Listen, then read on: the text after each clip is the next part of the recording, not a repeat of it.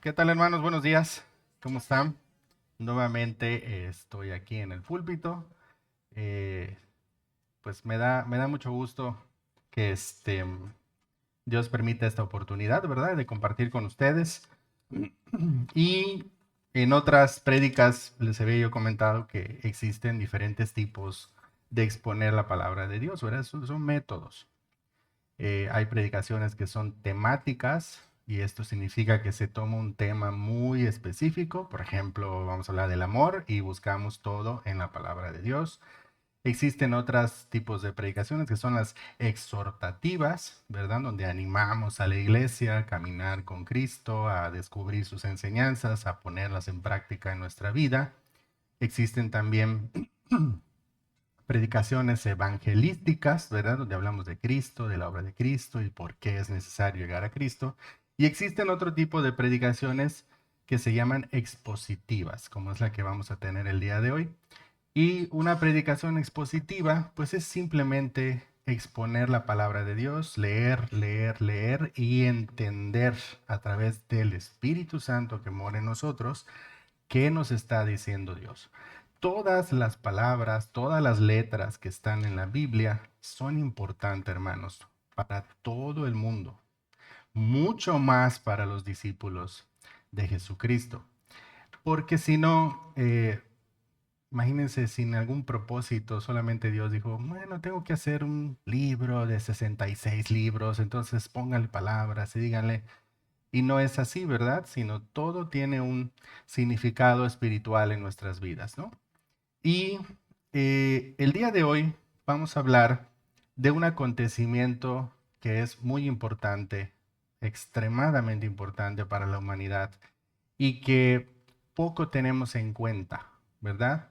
Estamos en la temporada, algunos le llaman en la temporada de vacaciones, otros le llaman en la temporada de ir a la playa, otros le llaman la temporada de hacer este sacrificio, ¿no? De ya no comer ciertos alimentos y ya no tener ciertas actividades eh, y mejor reemplazarlas por comer, pues eso sufridamente, no sé, los papazules con huevitos, salsita y pepita encima, o un ceviche de camarón o de mariscos mixtos que no es un sacrificio comerlo, ¿no?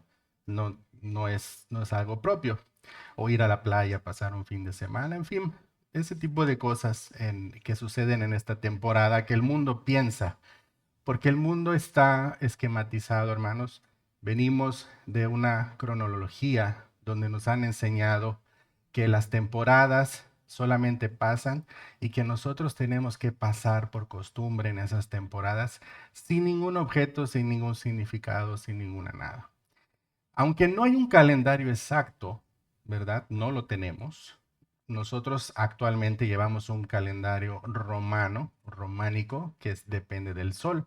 Los judíos llevaban otro calendario, un calendario lunar. Entonces las fechas no son tan exactas como la Navidad, como hemos aprendido, pero sí podemos hablar que este es el tiempo de la Pascua, ¿verdad? De la celebración de la Pascua. Y se aproxima el siguiente domingo y quise tomar para hablar del tan famoso Domingo de Ramos, ¿verdad? Hoy vamos a aprender qué significa el Domingo de Ramos, por qué los ramos, por qué las palmeras realmente, cuál fue esa entrada triunfal y muy pocos acontecimientos. No quiere decir que Jesucristo tuvo pocos acontecimientos, tuvo muchísimos acontecimientos, pero algunos de ellos se narran en los cuatro evangelios. Y la entrada triunfal, así se llama, es como lo denomina la palabra de Dios.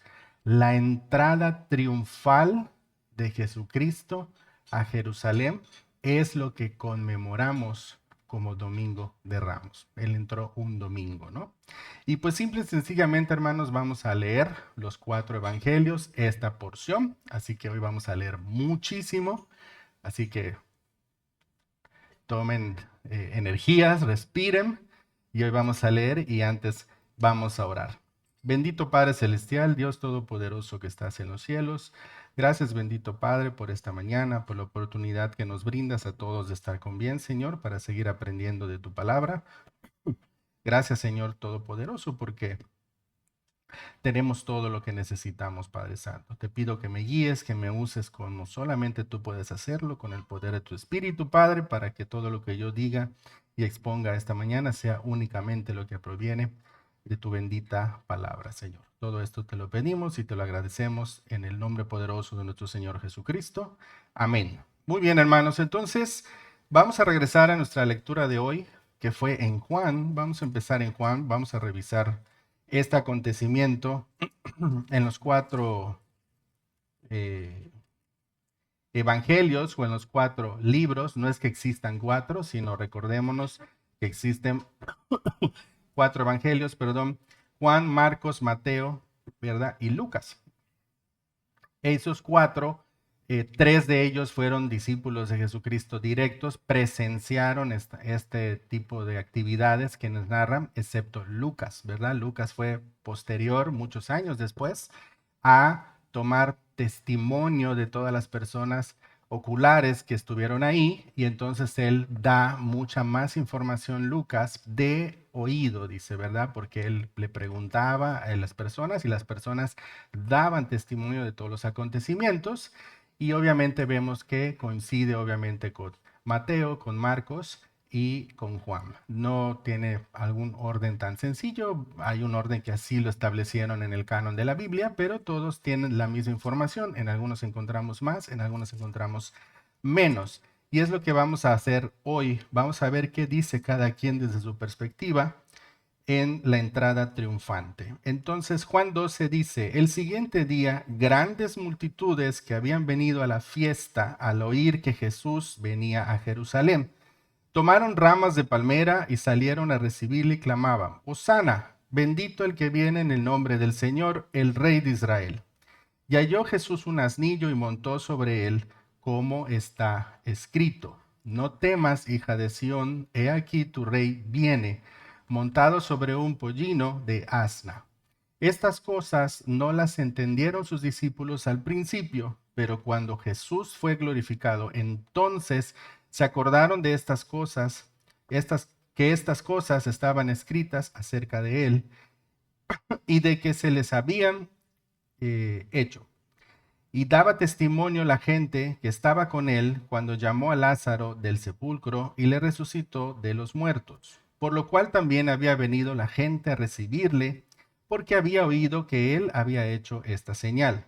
Pero los fariseos dijeron entre sí, ¿ya veis que no conseguís nada? Mirad, el mundo se va tras él, ¿verdad? ¿Qué encontramos en esta porción de Juan? Que no eran una persona, dos personas o 120, sino nos dice que eran grandes multitudes, ¿verdad?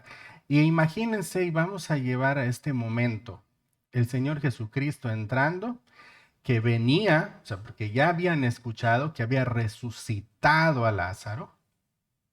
Imagínense, un hombre resucitó a alguien que había muerto, a alguien lo resucitó de entre los muertos, ¿verdad? Y además, para este entonces, hermanos, ya había él hecho muchos milagros, ya había alimentado a las personas con los peces, en la multiplicación de los panes, había sanado, tenía ya todo un perfil el Señor Jesucristo. Entonces, no sabemos cuáles eran los motivos genuinos de todas las personas que estaban en la multitud, pero de que tenían una curiosidad de ver quién es ese famoso Jesús, la tenían porque todos estaban ahí. Y también en el versículo 15, esto que dice, no temas, hija de Sión, está hablando del pueblo escogido de Dios, de los hebreos, de los judíos, porque es la promesa que se había hecho. Entonces lo que estaba sucediendo en ese momento era la promesa que Dios había hecho. Ese pacto, ese nuevo pacto, era lo que estaban viviendo y viendo las personas en directo. Este hombre que entraba triunfantemente en un pollino. Pollino significa un burrito joven, ¿verdad? De una asna. Y todas las personas gritaban Hosana, ¿verdad? Y más adelante vamos a saber qué significa Hosana. Vamos al libro de Marcos, Marcos 11, para seguir estudiando y leyendo qué más nos dice la palabra de Dios sobre esta entrada triunfal. Marcos 11, vamos a leer del 1 al 11, hermanos. Y dice, cuando se acercaban a Jerusalén, junto a Betfagé y Betania, frente al monte de los olivos, Jesús envió dos de sus discípulos y les dijo, id a la aldea que está enfrente de vosotros, y luego que entréis en ella hallaréis un pollino atado, y el cual ningún hombre ha montado, desatadlo y traedlo. Y si alguien os dijere, ¿por qué hacéis eso? Decid que el Señor lo necesita y que luego lo devolverá. Fueron y hallaron el pollino atado afuera de la puerta, en el recodo del camino, y lo desataron. Y uno de los que estaban allí les dijeron, ¿qué hacéis desatando el pollino? Ellos entonces le dijeron como Jesús había mandado, y los dejaron. Y trajeron el pollino a Jesús, y echaron sobre él sus mantos, y se sentó sobre él. Y también muchos tendían sus mantos por el camino, y otros cortaban ramas de los árboles y las tendían por el camino. Y los que iban delante y los que venían detrás daban voces diciendo, Hosana, bendito el que viene en el nombre del Señor. Bendito el reino de nuestro padre David que viene, Hosana en las alturas. Y entró Jesús en Jerusalén y en el templo, y había mirado alrededor todas las cosas, como ya anochecía, se fue a Betania con los 12. ¿Verdad?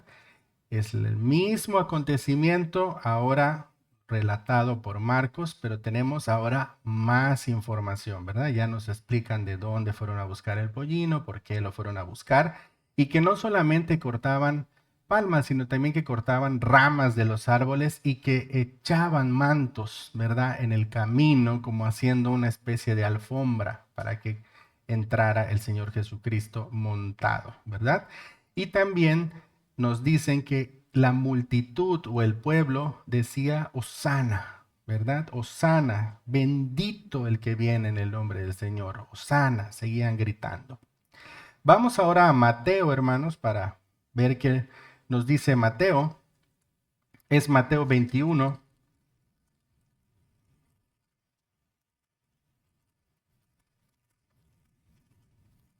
Mateo 21 y también son los versículos del 1 al 11. Mateo 21 del 1 al 11. Y dice, cuando se acercaron a Jerusalén y vinieron a Betfagé, al monte de los olivos, Jesús envió dos discípulos, diciéndoles, id a la aldea que está enfrente de vosotros, y luego hallaréis una asna atada y un pollino con ella. Desatadla y traédmelos. Y si alguien os dijere algo, decid, el Señor los necesita, y luego los enviará. Todo esto aconteció para que se cumpliese lo dicho por el profeta cuando dijo, decid a la hija de Sión, he aquí tu rey viene, a ti manso, y sentado sobre una asna, sobre un pollino, hijo de animal de carga. Y los discípulos fueron e hicieron como Jesús les mandó, y trajeron el asna y el pollino, y pusieron sobre ellos sus mantos, y él se sentó encima. Y la multitud era muy numerosa, tendían sus mantos en el camino, y otros cortaban ramas de los árboles y las tendían en el camino. Y la gente que iba delante y la que iba detrás aclamaba diciendo, Hosana al Hijo de David, bendito el que viene en el nombre del Señor, Hosana en las alturas. Cuando entró él en Jerusalén, toda la ciudad se conmovió diciendo, ¿quién es este? Y la gente decía, este es Jesús, el profeta de Nazaret de Galilea. ¿Verdad? Tenemos más información todavía en Mateo de lo que estaba diciendo la gente, de cómo se estaba moviendo, de cómo estaban gritando, estaban exaltados, estaban conmovidos, estaban celebrando a este Jesús que ya habían oído que había hecho muchísimos milagros, ¿verdad? Y ahora vamos a Lucas para ver qué nos dice Lucas. Es Lucas 19.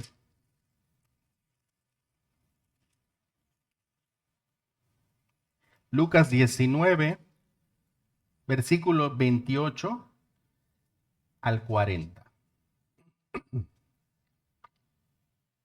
Y dice, dicho esto, iba delante subiendo a Jerusalén, y aconteció que llegando cerca de Betfagé y de Betania, al monte que se llama de los Olivos, envió dos de sus discípulos, diciendo: Id a la aldea de enfrente, y al entrar a ella hallaréis un pollino atado, en el cual ningún hombre ha montado jamás. Desatadlo y traedlo. Y si alguien os preguntare, ¿por qué lo desatáis?, le responderéis así: porque el Señor lo necesita. Fueron los que habían sido enviados y hallaron como les dijo. Y cuando estaba el pollino, sus dueños le dijeron: ¿por qué desatáis el pollino? Ellos dijeron: porque el Señor lo necesita. Y lo trajeron a Jesús, y habiendo echado sus mantos sobre el pollino, subieron a Jesús encima. Y a su paso tendían sus mantos por el camino. Cuando llegaba ya cerca de la bajada de del monte de los olivos, toda la multitud de los discípulos, gozándose, comenzó a alabar a Dios a grandes voces por todas las maravillas que habían visto, diciendo: Bendito el Rey que viene en el nombre del Señor, paz en el cielo y gloria en las alturas. Entonces algunos fariseos de entre la multitud dijeron: Maestro, reprende a tus discípulos. Él respondió, les dijo: Os dijo que si estos callaran, las piedras clamarían. ¿Verdad? Y hemos leído los 4 evangelios, las 4 porciones que nos habla de la entrada triunfante del Señor Jesucristo. Y tenemos varias cualidades en esta entrada. Uno, que era triunfante. Finalmente las multitudes, finalmente después de muchos años, ya habían pasado un poquito entre 450 y 500 años, que ya no se había tocado ningún tema, ya estaba como todo profetizado, lo que nosotros conocemos como el Antiguo Testamento, y ahora estaba ese Jesucristo. Y si se fijan aquí en Lucas, nos dice que la gente estaba gozosa y estaba alabando a Dios y estaba dando gracias por Jesucristo. Y también esto lo hemos leído en Lucas 2, ¿verdad? Cuando es el nacimiento de Jesucristo, cómo estaban los ángeles y los pastores, qué es lo que decían: Gloria a Dios en las alturas, paz a los hombres, buena voluntad para los hombres, porque había nacido ¿quién? El Salvador. Ahora, 33 años después, ese Salvador convertido en hombre estaba entrando a Jerusalén, siendo, hermanos, el rey de la humanidad. ¿Qué pasaba con los judíos? Los judíos estaban acostumbrados a ver cómo era un rey. Y nosotros tenemos cierta figuración de ellos, ¿verdad? ¿Cómo hubiesen esperado que entrara Jesucristo? En algunas ilustraciones hemos visto, ¿no?, que los reyes normalmente pues, tienen vestimenta muy fuerte, ¿verdad? Muy imponente, y coronas y cetro, y vienen en un corcel, y en algunas culturas, pues en un camello, o en un caballo, en un elefante, y traen pavos reales, y traen bailarinas, y traen gente de los ejércitos, y su armamento, y oro, y pieles preciosas, y animales exóticos, y vienen trompetas, y el hombre o el rey como normalmente viene, empoderado, como decimos ahorita la palabra del milenio, ¿verdad? Empoderado, caminando, a veces con cierta soberbia, ¿no? Él creyéndose superior a todos los que estaban ahí. Lo hemos visto un poco en la monarquía británica, ¿verdad? Que son las que se han expuesto cuando ni siquiera hacen así, ¿no? Que no los toquen, porque ellos son de la realeza, son los royals. Pero en verdad, hermanos, todos ellos son hombres pecadores, soberbios. Pero en verdad, el hombre perfecto, el Hijo de Dios, el Rey de Reyes, a quien Dios puso toda potestad debajo de él, no solamente en la tierra, sino en los cielos y debajo de ella. Entraba, hermanos, de la manera más humilde que podía existir, con la vestidura blanca más humilde que ellos tenían. Porque él entraba como un servidor. Sí, dice, estoy entrando triunfante, porque hoy se está cumpliendo la promesa de mi Padre para todos ustedes. Qué bonito, qué contraste completamente, ¿verdad? Lo que el mundo conceptualiza como un rey y lo que realmente es un rey. Solo hay un hombre poderoso en el mundo, hermanos, y es el Señor Jesucristo. Nadie más tiene el poder, solamente Él. Y entró triunfante, dispuesto, contento y además en gozo y celebrando. Y la gente que hacía, tiraba sus mantos. El manto que era, hermanos, era algo como un abrigo, vamos a imaginarnos, que daba cierta posición, cierto estatus a la persona, porque pues unos tenían unos mantos más bonitos, otros tenían unos mantos más sencillos, pero no importaba, porque ellos se despojaban del manto y lo tiraban al camino para que este burrito, que nadie había montado nunca, porque el burrito pues era un animal que estaba considerado ahí, de carga, no era domesticado, era muy difícil, ¿verdad? No sé si han visto los burritos como rebuznan, no es fácil. Sin embargo, ese pollino dócil, no fue rebelde, se mantuvo caminando, llevando en sus lomos al Rey de Reyes. ¿Cuál es el propósito de esto? El propósito de ese momento es muy simple, hermanos.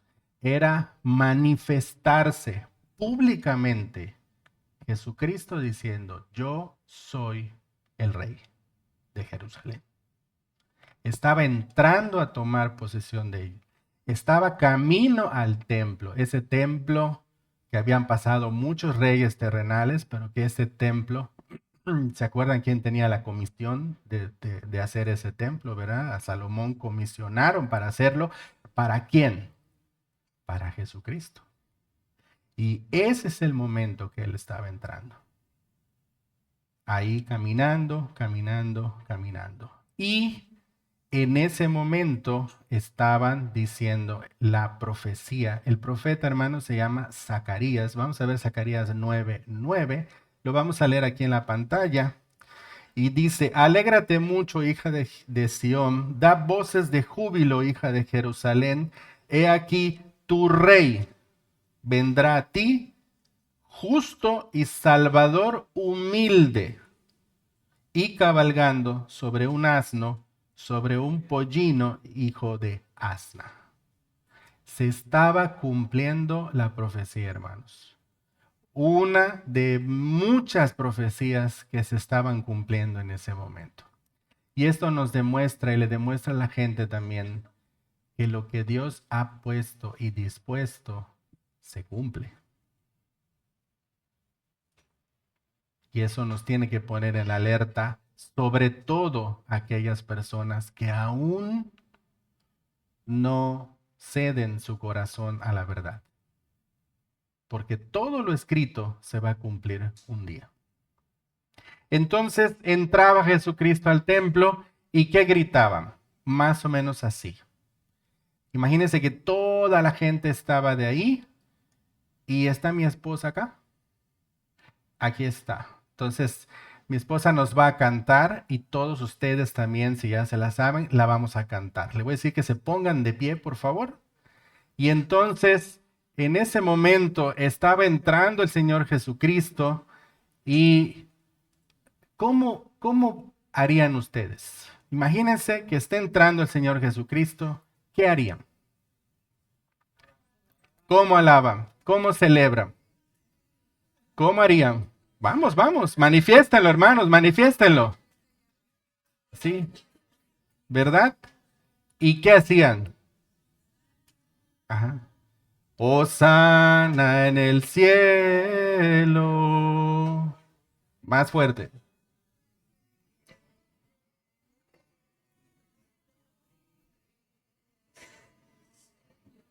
Se lo están cantando a Jesucristo, no los oigo.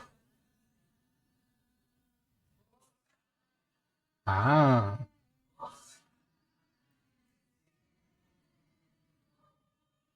gracias hermanos, pueden sentarse.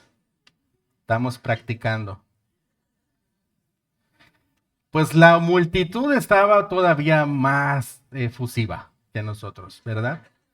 Estaba dándolo todo ahí, cumpliendo ese momento tan grande. ¿Y de dónde viene la palabra, hermanos?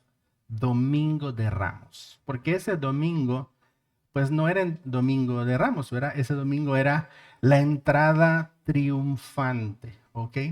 Pero todo el ministerio de nuestro Señor Jesucristo se basa en todas las fiestas de los judíos. Y era el momento de iniciar la Pascua. Las fiestas, cuando nosotros escuchamos la palabra fiesta, pues de pronto pensamos de música y comida, o mariachi, juegos, pirotecnia, ¿no? Pero realmente las fiestas significan las conmemoraciones, ¿verdad? Hay conmemoraciones que Dios había mandado a su pueblo a celebrar cada vez como una cronología, como un calendario. ¿Para qué, hermanos? Para que no se les olvidara a ellos quién es Dios, por qué estaban ahí y cómo les había liberado. Para eso servían las fiestas, no para que sean salvos, no para que sean más santos, no para que tengan una protección divina, porque la protección divina existe por todo y para todos. Pero era para ellos recordarles quién es Dios para ellos. Por eso tenían las festividades. Osana, hermano, significa salva ahora. Te rogamos, salva, ¿verdad? Viene de ahora la transliteración griega, que es la que nosotros tenemos, de Osiana o también Oshana en arameo, y simple y sencillamente significa salva ahora, Señor, te rogamos, salva. Eso era lo que el pueblo estaba gritando en ese momento, ¿verdad? Y otra palabra que vemos es bendito el que viene en el nombre del Señor. Bendito el que viene en el nombre del Señor. Y esto, hermanos, nos lleva a lo que estaba el pueblo cantando, pues es el Salmo 118. Entonces vamos a ver el Salmo 118, versículos 25 para ser exactos.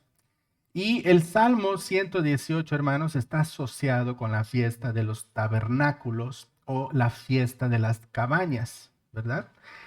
Se hace en una temporada específica donde el pueblo pues conmemora los 40 años que Dios los puso a vagar en el desierto, ¿verdad? Estar en el desierto para purificación.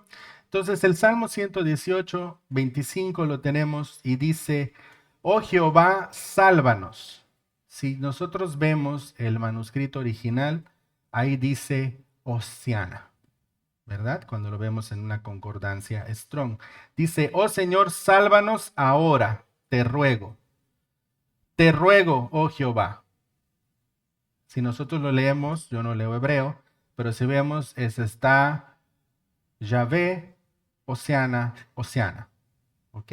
De ahí es donde la teología nos dice y nos demuestra qué es lo que el pueblo estaba cantando.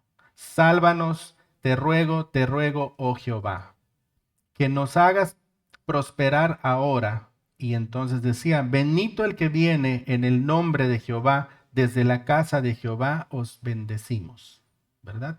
Eso es lo que estaba cantando el pueblo, es lo que estaban cantando las multitudes.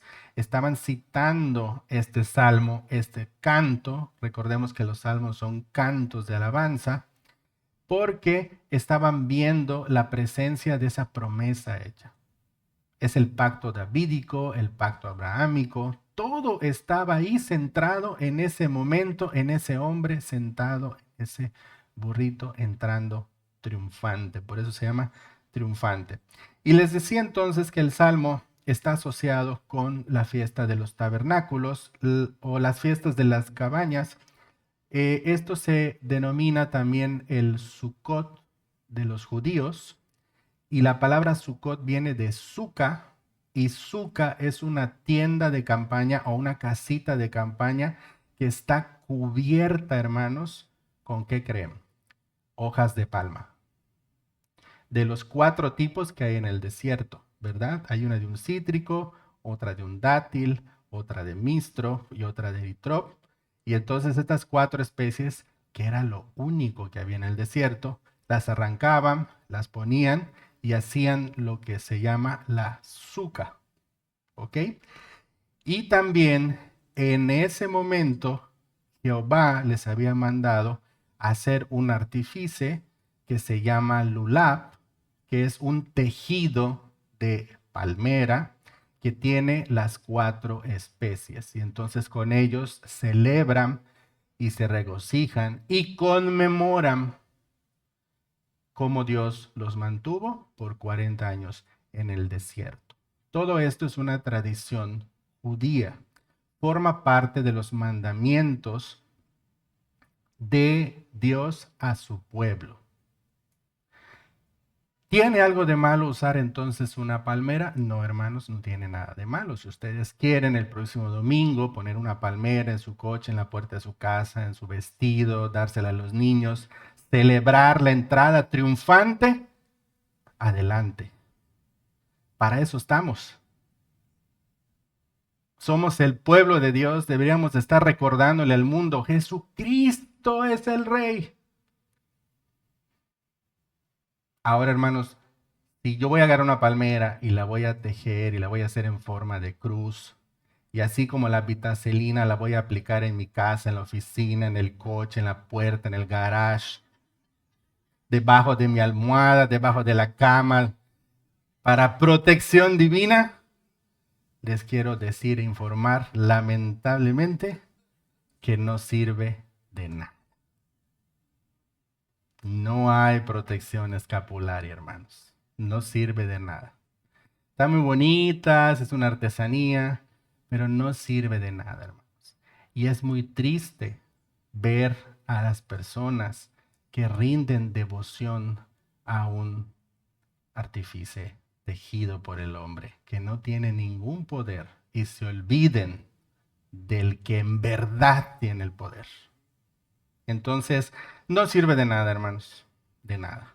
Pero sí, celebremos.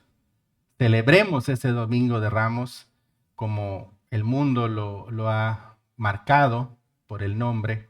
Pero de ahí se origina, hermanos, del Sukkot y de cómo de las palmeras y de este aparatito que se llama lulab, de cómo hacían sus rituales. Y no es un invento mío, vamos a leerlo en Levítico 23. Ahí vamos a encontrar cómo Dios dio la instrucción de cómo se celebraba. Si ustedes más adelante, el día de hoy o en la semana, tiene oportunidad y puede leer todo el capítulo 23 de Levítico, va a encontrar que son todas las fiestas solemnes o todas las conmemoraciones que Dios dio a su pueblo.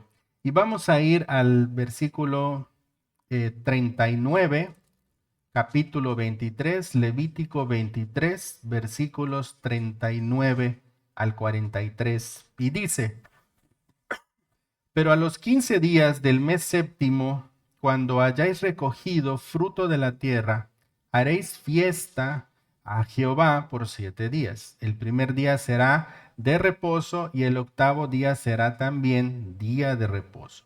Y tomaréis el primer día ramas con frutos de árboles hermosos, ramas de palmeras, rama de árboles frondosos y sauces de los arroyos, y os regocijaréis delante de Jehová vuestro Dios por 7 días. Y le haréis fiesta a Jehová por 7 días cada año. Será estatuto perpetuo por vuestras generaciones. En el mes séptimo la haréis. En tabernáculos habitaréis 7 días. Todo natural Israel habitará en tabernáculos, para que sepan vuestros descendientes, que en tabernáculos hice yo habitar a los hijos de Israel, cuando los saqué de la tierra de Egipto, yo Jehová vuestro Dios. Entonces de ahí viene esa celebración de los tabernáculos y de ahí viene el uso de la palmera para celebración. ¿Ok? Eso era un símbolo, las hojas de palmera de sobrevivencia, de poder, de fortaleza, de protección. Era muy importante. Imagínense ustedes estar en el desierto con un sol. Nosotros estamos aquí en Mérida, Yucatán, con un sol. Entonces imagínense estar en el desierto y lo único que ven es una palmera con un poquito de sombra, ¿verdad? Entonces la palmera tenía un significado muy, muy importante, hermanos. Entonces, de ahí viene el uso de la palma y después el mundo entre las doctrinas litúrgicas. La palabra liturgia significa de rituales, ¿no? Que hacen un ritual, un ritual, un ritual para exponer ciertas cosas o ciertas enseñanzas. Pero el domingo de Ramos o el domingo de la entrada triunfante, hermanos, debe de significar para el pueblo de Dios la oportunidad que nosotros tenemos para compartir el Evangelio al mundo.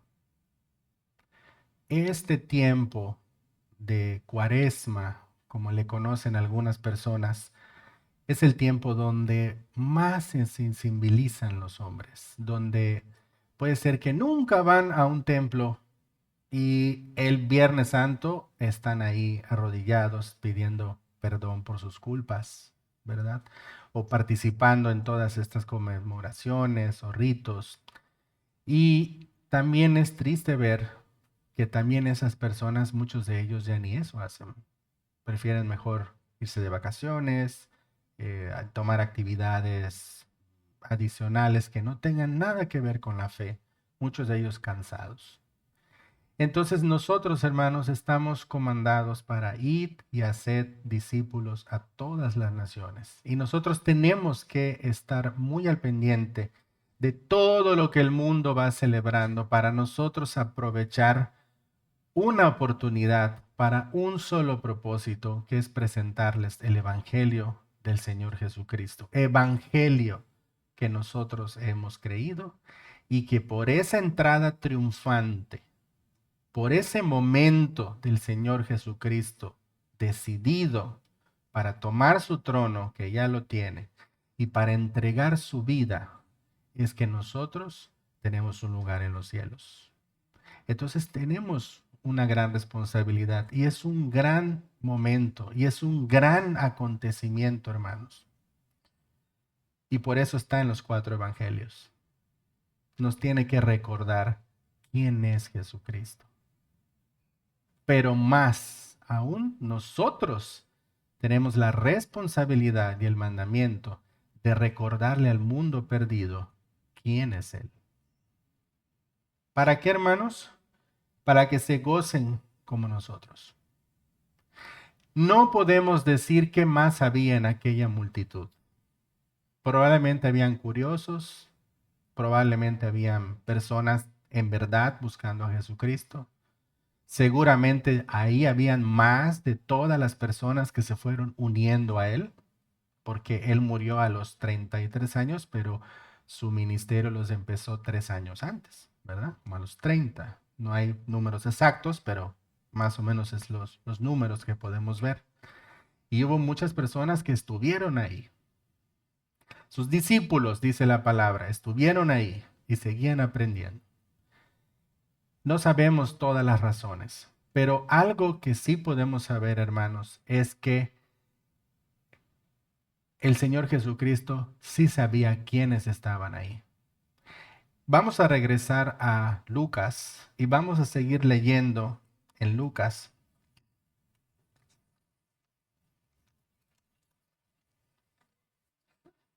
Lucas 19.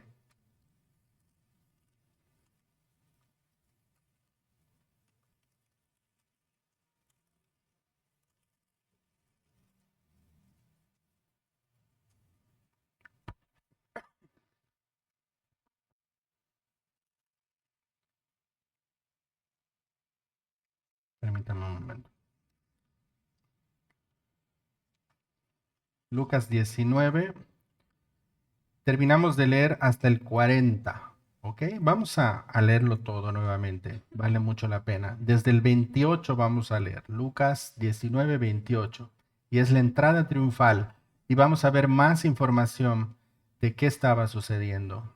Y dice, dicho esto, iba adelante subiendo a Jerusalén.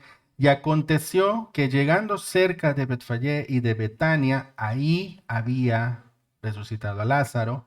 Al monte que se llama de los Olivos, envió dos de sus discípulos, diciendo, id a la aldea de enfrente, y al entrar en ella hallaréis un pollino atado, en el cual ningún hombre ha montado más.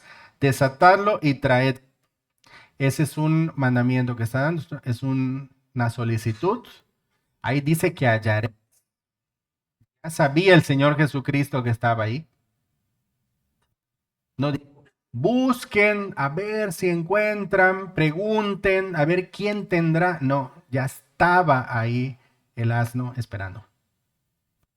Nadie había montado. Estaba separado, estaba ahí apartado para él, esperándolo.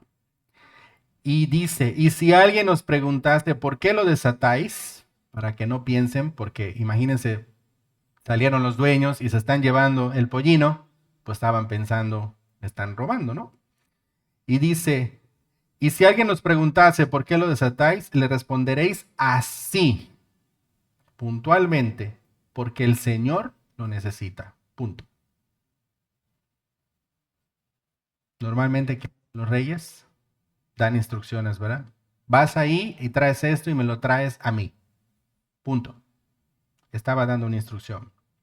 Fueron los que habían sido enviados y hallaron como les dijo, y cuando desataban el pollino, sus dueños le dijeron, ¿por qué lo desatáis el pollino? Ellos dijeron, porque el Señor lo necesita. Punto.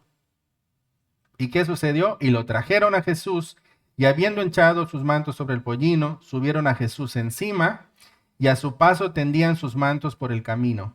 Cuando llegaban ya cerca de la bajada del monte de los olivos, toda la multitud de los discípulos, gozándose, comenzaron a alabar a grandes voces por todas las maravillas que habían visto, diciendo, bendito el Rey que viene en el nombre del Señor, paz en el cielo y gloria en las alturas. Y también acuérdense que había personas diciendo, Hosana, Hosana, Hosana, que significa, sálvanos, salva ahora, te ruego, sálvanos. Y entonces, un grupo aparte, los fariseos de entre las multitudes, porque los fariseos estaban observando todo lo que este hombre hacía, dijeron, maestro, hipócritamente, reprende a tus discípulos por lo que están diciendo, porque para ellos era una blasfemia. Y él, respondiendo, les dijo, os digo que si estos callaran, las piedras o mi creación clamarían. Sálvanos. Y vamos a ver qué dice en el 41, hermanos, del 41 al 47. Y es algo muy importante para reflexionar.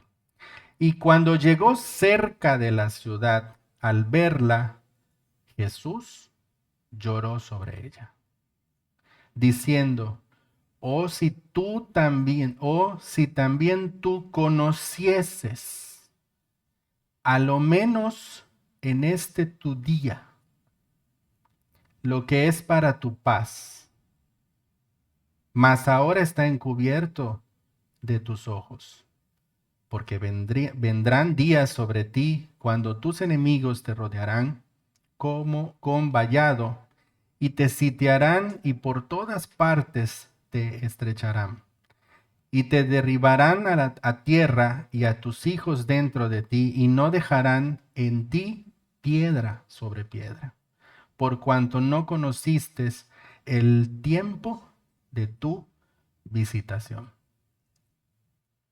Jesús lloró, hermanos, porque hemos aprendido en la palabra que a los suyos vino y los suyos no le recibieron.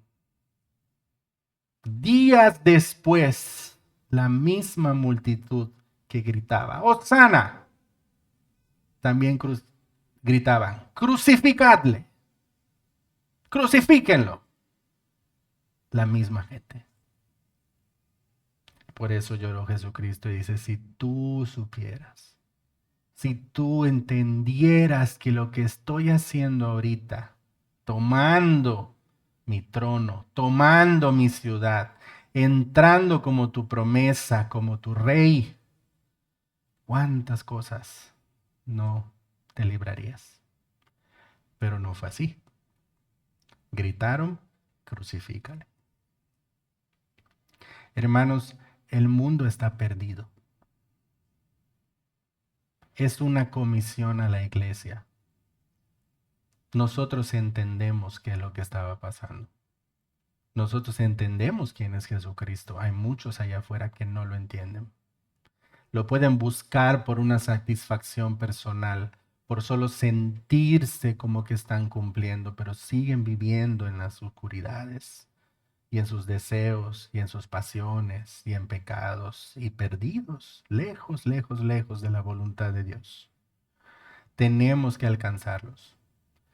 Porque otro acontecimiento, hermanos, que está por pasar, que la iglesia, que la Biblia nos dice es que hay un día, va a venir un día que toda boca confesará y que toda rodilla se va a inclinar y sabrá quién es Jesucristo.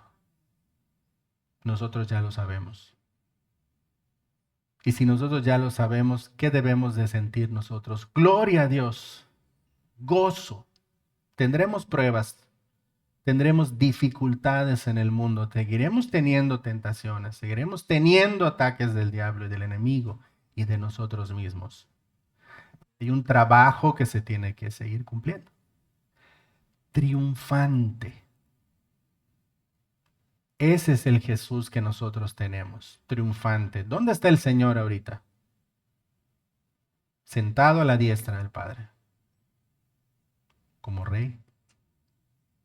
Y todavía falta otra celebración también casi similar a esta.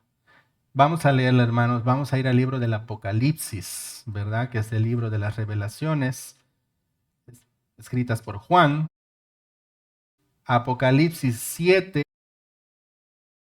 del 9 al 17 vamos a leer. Y dice, después de esto miré, está hablando Juan, la revelación que vio, algo que va a pasar en el futuro. Y he aquí una gran multitud, la cual nadie podía contar, de todas naciones y tribus y pueblos y lenguas que estaban delante del trono y en presencia del Cordero, vestidos de ropas blancas y con palmas en las manos. Y clamaban a gran voz diciendo, la salvación pertenece a nuestro Dios, que está sentado en el trono y al Cordero. Y todos los ángeles estaban en pie alrededor del trono y de los ancianos y de los 4 seres vivientes, y se postraron sobre sus rostros delante del trono y adoraron a Dios, diciendo, amén. La bendición y la gloria y la sabiduría y la acción de gracias y la honra y el poder y la fortaleza sean a nuestro Dios por los siglos de los siglos. Amén. Un día, hermanos, vamos a estar ahí. Pero Dios quiere que todos estén ahí. También, como ese gran momento de la entrada triunfal, con las palmas en las manos, recordando que el Señor Jesucristo es el Rey de Reyes. Así que, hermanos, esta temporada de Cuaresma les invito a que a todas las personas díganles que estamos gozosos, ¿verdad? Estamos celebrando que Jesucristo es el Rey y que está listo para entrar al corazón de esas personas. Amén, hermanos. Pues espero que haya sido interesante aprender más sobre el Domingo de Ramos y verlo desde otra perspectiva. Y si van a ir de vacaciones, hermanos, adelante. Vayan de vacaciones y disfruten en la playa. Lleven sus palmeras, Celebren ahí. No hay que avergonzarnos, ¿verdad? Tenemos que seguir proclamando el nombre del Señor. Vamos a orar. ¿Te gustaría saber si tienes un lugar seguro en los cielos? Yo quiero decirte que en la Biblia Dios nos dice que Él quiere que sepamos cómo tener un lugar seguro en el cielo cuando morimos. Yo te quiero explicar con la Biblia cómo puedo tener esa seguridad. Porque al final todos vamos a morir. Con la Biblia, estrictamente con la Biblia, yo te quiero llevar paso a paso cómo puedes tú tener esa seguridad de la salvación de tu alma y la vida eterna. Y para ello voy a ir al libro de Romanos. El libro de Romanos, en el capítulo 3, en el versículo 23, dice así la palabra: por cuanto todos pecaron y están destituidos de la gloria de Dios. Lo primero, yo necesito estar de acuerdo con Dios en que soy pecador. Si yo no estoy de acuerdo con Dios en que soy un pecador, no hay manera que yo me pueda salvar. Necesito reconocerme ante Dios en la situación en la que estoy. Tengo una conciencia. Todos tenemos una conciencia, sabemos lo que es malo, lo que es bueno. Sabemos que somos pecadores cuando somos honestos. Y es lo primero. Primer paso, me reconozco pecador ante Dios. Ahora quiero decirte algo. Dios es un Dios santo. Es un Dios santo que tiene que juzgar el pecado. Él nos ama, pero tiene que juzgar el pecado. No lo puede dejar así. Dice Romanos 6:23, porque la paga del pecado es muerte, mas la dádiva de Dios es vida eterna en Cristo Jesús, Señor nuestro. Me quiero detener en esta primera parte del versículo 23. Dice, porque la paga del pecado es muerte. Bueno, ¿a qué muerte se refiere? ¿Será que yo me muero y todo terminó ahí? No está hablando de la muerte física, está hablando de la muerte espiritual. Y para ello te quiero llevar al libro de Hebreos 9:27. En este versículo dice la palabra: y de la manera que está establecido para los hombres, que mueran una sola vez, y después de esto, el juicio. Después de que morimos hay un juicio, o al cielo, o al infierno. Entonces, ¿a qué muerte se refiere? Regresando a Romanos 6:23, cuando dice, porque la paga del pecado es muerte. Ya vimos que después de que muera hay un juicio. ¿A qué muerte se refiere? A la muerte segunda. Y para ello, vamos al libro de Apocalipsis, en el capítulo 21, versículo 8, dice así la palabra de Dios: pero los cobardes e incrédulos, los abominables y homicidas, los fornicarios y hechiceros, los idólatras y todos los mentirosos tendrán su parte en el lago que arde con fuego y azufre, que es la muerte segunda. La muerte segunda. Dice todos los mentirosos. ¿Has mentido alguna vez? Yo sí. Yo creo que todos hemos mentido. Una mentira es suficiente para que Dios nos condene en el infierno. No podemos salvarnos por nuestro propio pie. Hemos estado en religiones y nos han enseñado que debemos de salvarnos por nuestras obras, por nuestro comportamiento. Pero la Biblia no enseña eso. Nadie se puede salvar por sus propias obras. Dice en Efesios 2:8-9, por gracia sois salvos por medio de la fe. Esto no de vosotros, pues es don de Dios. No por obras, para que nadie se gloríe. Eso dice Efesios 8:9. Nadie se salva por sus obras, porque todos somos pecadores. Entonces, ¿cómo me salvo en la Biblia? Ya entendí que soy pecador. Ya entendí que Dios tiene que juzgar el pecado. Ya entendí cómo, en una muerte segunda, lago que arde con fuego y azufre. Pero ¿sabes una cosa? Dios hizo un plan para salvarnos. Precioso. ¿Sabes cómo? En Cristo Jesús.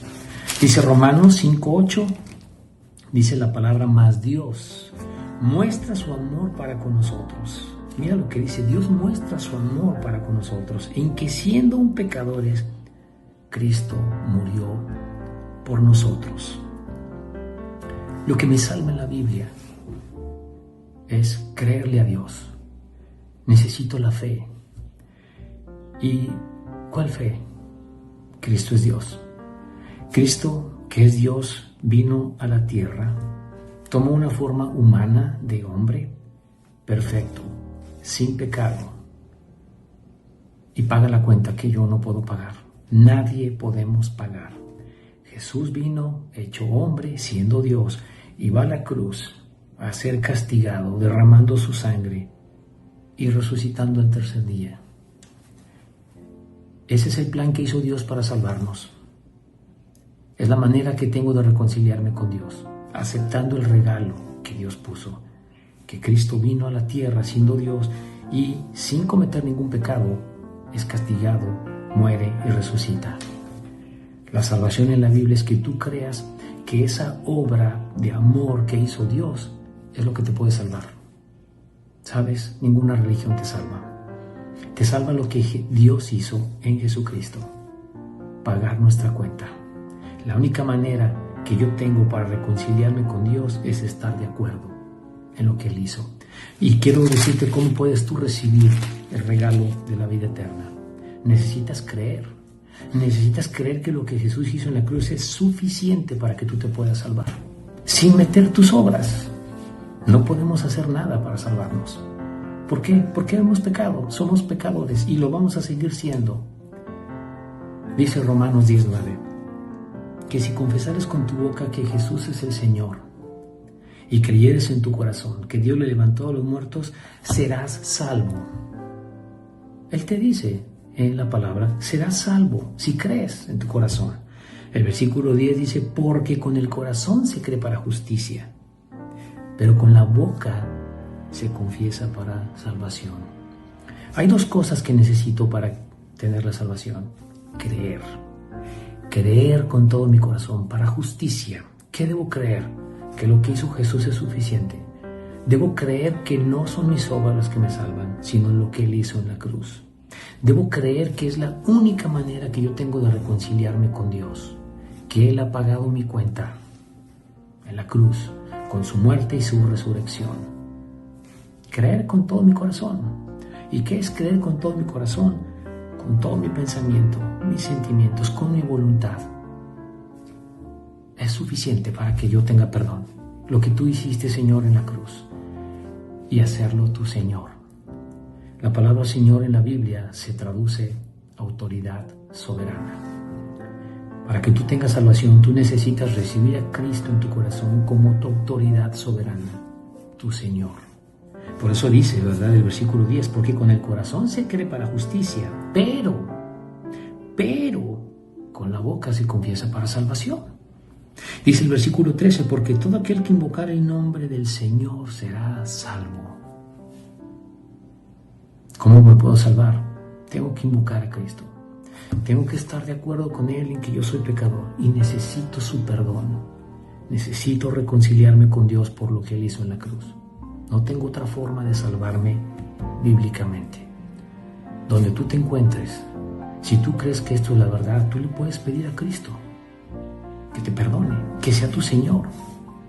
En una oración sencilla, donde tú te encuentres, manejando, te puedes parar a un lado, en tu casa, al lado, en tu cama, en una silla.